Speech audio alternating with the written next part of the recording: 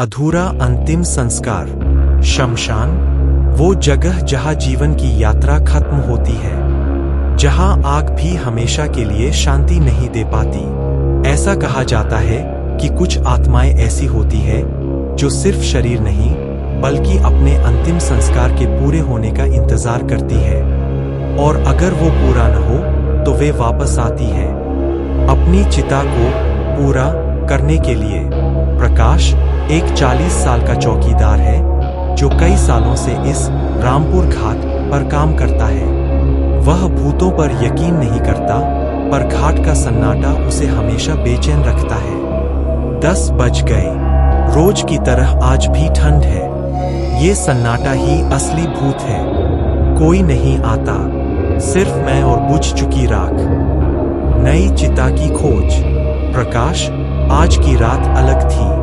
घाट के बीचों बीच, जहां सुबह एक धनी व्यापारी की चिता जलाई गई थी, वहां प्रकाश को कुछ अजीब लगा। प्रकाश धीमी फुसफुसाहट में, ये क्या है? ये चिता तो पूरी जल गई थी। फिर ये लकड़ी का गट्ठर यहाँ किसने रखा? और ये राख इतनी गीली क्यों है? प्रकाश चिता के पास एक अधजली रस्सी पड़ी थी और उससे कुछ मीटर दूर जमीन पर एक नाम मिटा हुआ था, जैसे किसी ने उसे मिटाने की कोशिश की हो। अगली सुबह प्रकाश ने यह बात एक पुराने डोम राजा को बताई जो वर्षों से वहां काम कर रहा था। डोम राजा, अधूरी चिता। बेटा, ये कोई नई बात नहीं है। वो व्यापारी बहुत लालची था। उसने अपने परिवार को सताया था। कहते हैं जब उसकी चिता जल रही थी तो उसके बेटे ने गुस्से में आकर बीच में ही पानी डाल दिया था। पुलिस के डर से सबने चुपचाप लाश को अधूरा ही दफना दिया था। प्रकाश डर कर, क्या कह रहे हैं? बीच में ही यानी डोम राजा, यानी उसकी आत्मा अधूरी रह गई है। उसे शांति नहीं मिली। उसकी इच्छा है कि उसकी चिता पूरी जले, और जिसके हाथों से अधूरी हुई वही उसे पूरा करे। उसी रात प्रकाश वापस घाट पर था।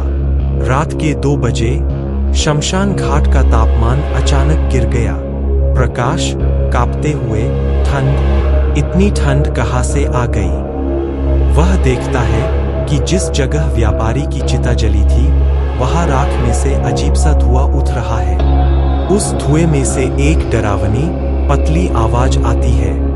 प्रकाश डर कर टॉर्च जलाता है। टॉर्च की रोशनी में वह देखता है कि जहां चिता जली थी वहां राख के ढेर पर कोई बैठा है।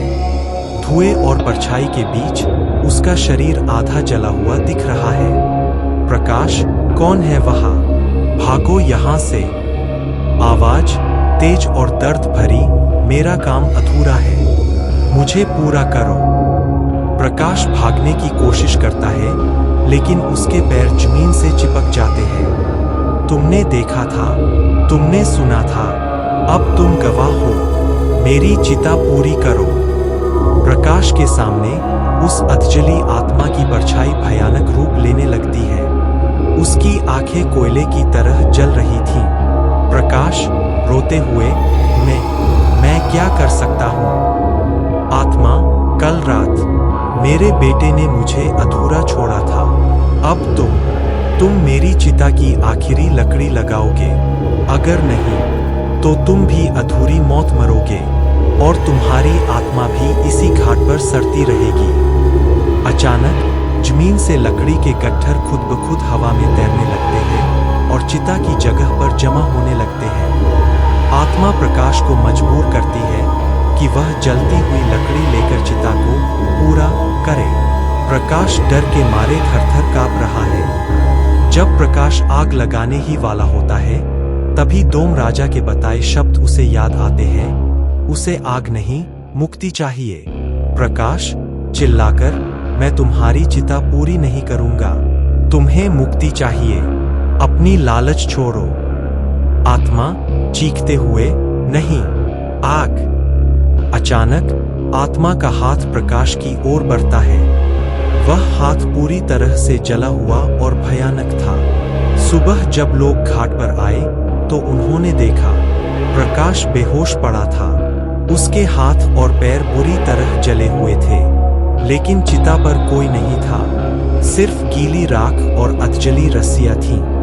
डॉक्टर ने कहा उसके जलने का कोई कारण नहीं मिला, लेकिन उस दिन के बाद प्रकाश हमेशा कांपता रहता था। वह बार बार एक ही बात कहता था, प्रकाश, अधूरी, चिंता मत करना, मैं आ रहा हूं तुम्हारी चिता पूरी करने। मुझे उम्मीद है आपको यह वीडियो अच्छी लगी होगी। वीडियो अच्छी लगी तो लाइक करके चैनल को सब्सक्राइब कर लो।